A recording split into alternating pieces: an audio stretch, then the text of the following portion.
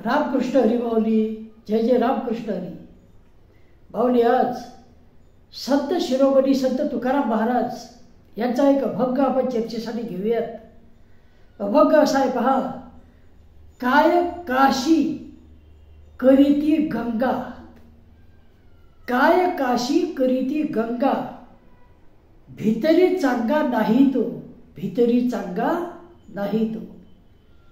अधनी कुचर बाहेर तैसा, अधनी कुचर बाहेर तैसा, नय रसा पाकाशी, नय रसा पाकाशी. काय टिळे करीती बाळा, काय टिळे करीती बाळा, भाव खळा नाही त्या, भाव खळा नाही त्या. तुका म्हणे प्रेमे विन, तुका म्हणे प्रेमे विन, अवघा शीन बोले भुंके, अवघा शीन बोले भुंके. असा हा अतिशय सुंदर असा अभंग आहे माऊली.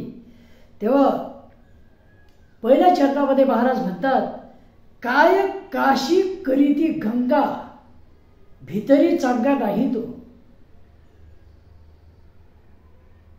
मन शुद्ध नाही, मन पवित्र नाही. मनामध्ये वाईट विचार आहेत ते आहेतच. षड्रिपू हे नियंत्रणाच्या बाहेर आहेत. क्रोध आहे, मत्सर आहे, मद आहे आणि दुसऱ्याबद्दल चांगले विचार नाहीत. अनेक वाईट कृत्य केलेले आहेत आणि पुढे काही गॅरंटी नाही सुटण्याची. त्या अशा व्यक्तीनं काशीला जायचं. काशी पवित्र असं तीर्थक्षेत्र, काशीला जायचं, गंगेमध्ये स्नान करायचं. हे सर्व पाप धूर निघतात. आता ज्याचं मनच पवित्र नाही, आतूनच जो चांगला नाही, तो गंगेमध्ये स्नान केल्यानं किंवा काशी केल्यानं पवित्र होईल का? पवित्र होणार नाही. शरीर शुद्ध होईल आंघोळ केल्यामुळे गंगेमध्ये, परंतु मन जे आहे त्याचं मन जसं आहे तसंच राहील माऊली. अगोदर मन चांगलं पाहिजे, मन शुद्ध पाहिजे, तरच त्या काशीला जाण्याचा, गंगेमध्ये स्नान करण्याचा फायदा आहे. नाही तर गंगेमध्ये जायचं आणि मनामध्ये वाईट विचार कायमच, काही अर्थ नाही. दुसऱ्या चरणामध्ये महाराज म्हणतात, अधनी कुचर बाहेर तैसा, नय रसा पाकाशी, नय रसा पाकाशी. धान्यामध्ये काही दाणे असे असतात की ते कुचर असतात. आता कुचर म्हणजे काय तर अतिशय टणक असतात. ते भिजू घातले तर भिजत नाहीत आणि शिजू घातले तर शिजत नाहीत. पाण्यामध्ये किती वेळ टाका ते भिजतच नाहीत. आणि आंधणामध्ये जर टाकले तर आंधणामध्ये टाकून सुद्धा ते शिजत नाही. नय रसा पाकाशी. असे काही लोक सुद्धा असतात या कुचरदाण्याप्रमाणे. धान्यात जसे कुचरदाणे असतात तसं काही लोक सुद्धा असतात समाजामध्ये. ते कोठेही राहू दे, त्यांचा दुष्टपणा ते सोडत नाहीत. ते दुष्टच असतात. कपट कारस्थानं सतत त्यांच्या मनामध्ये सुरू असतात. मग कधी कधी यांना असं वाटते की आता खूप पाप केला आपण, यांना फसवलं, त्याला फसवलं, हे केलं. आणि मग अशा वेळेला ते तीर्थाटनाला जातात आणि तीर्थाटनाला गेल्यानंतर त्यांना असं वाटते की आपले पाप धुवून निघतील. परंतु तुकाराम महाराज म्हणतात ते शक्य आहे का? नाही, ते शक्य नाही. अगोदर तुमचं मन पवित्र करा, मन शुद्ध करा, तरच त्या गंगा स्नानाचा, काशीचा किंवा इतर काय जे करत असाल तुम्ही देवदर्शन वगैरे त्याचा फायदा होईल. वरवरच्या गोष्टीला कोणतंही महत्त्व नाही. ते मग त्या कुचर दाण्याप्रमाणे कुचरच्या कुचर राहतात, दुष्टच्या दुष्टच राहतात, काही फरक पडत नाही. काय टिळे करीती बाळा भाव खळा नाही त्या. टिळे लावायचे, गळ्यामध्ये बाळा घालायच्या मोठमोठे, परंतु भाव कसा? भाव अजिबात नाही. भाव जो आहे तो भाव मात्र दुष्टपणाच, भाव चांगला नाही. भक्तिभाव तर नाहीच नाही, परंतु दुष्ट भाव मनामध्ये आहे. लोकांविषयी मत्सर आहे, लोकांविषयीचा राग आहे. त्याचबरोबर कोणाला कसं फसवायचं याचं प्लॅनिंग देवळातही सुरू आहे. दर्शन घेता नाही तेच विचार आहे. असा जर माणूस असेल तर काही फायदा आहे का माऊली? काही फायदा नाही. आणि तेच महाराजांना म्हणायचं आहे, काय टिळे करीती बाळा, गंध लावून गळ्यामध्ये बाळा घालून कोणताही फायदा नाही. भाव जर शुद्ध नसेल तर कोणताच फायदा नाही. त्या दाण्याप्रमाणे तो खडचा खडच राहील. म्हणजे कुचर दाण्याप्रमाणे हा दुष्ट असेल तर दुष्टच राहतो, कपटी माणूस कपटीच राहतो.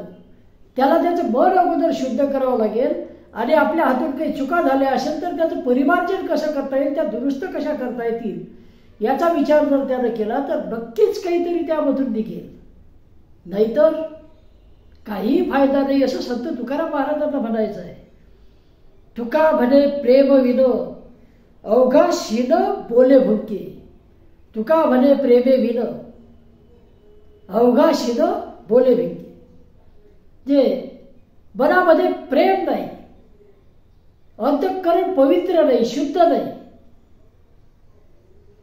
आणि असा माणूस जर बोलत असेल तर त्याचं बोलणं म्हणजे श्वानाच्या भुंकण्यासारखं आहे, असं सुद्धा संत तुकाराम महाराज म्हणतात.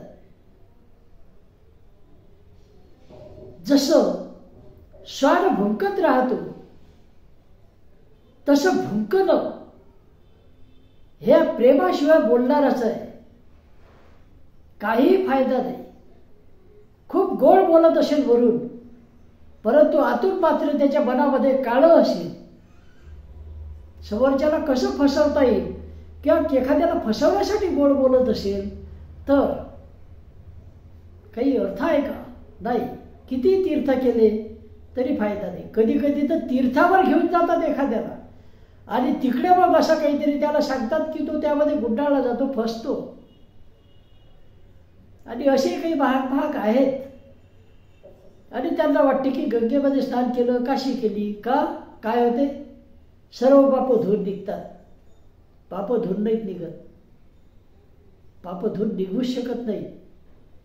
तुम्हाला त्याचं प्रायचित्त करावं लागेल. प्रायचित्त करावं लागेल म्हणजे काय तर केलेल्या चुका जे आहेत त्याचं परिमार्जन कसं करायचं, त्या भरून काढता येतात का, त्या दुरुस्त करता येतात का, त्याचा पश्चाताप तुम्हाला झाला पाहिजे खरोखर. आणि तसं जर असेल तर नक्कीच त्याचा फायदा होईल. अंतःकरण शुद्ध पाहिजे, हे सर्वात महत्त्वाचं.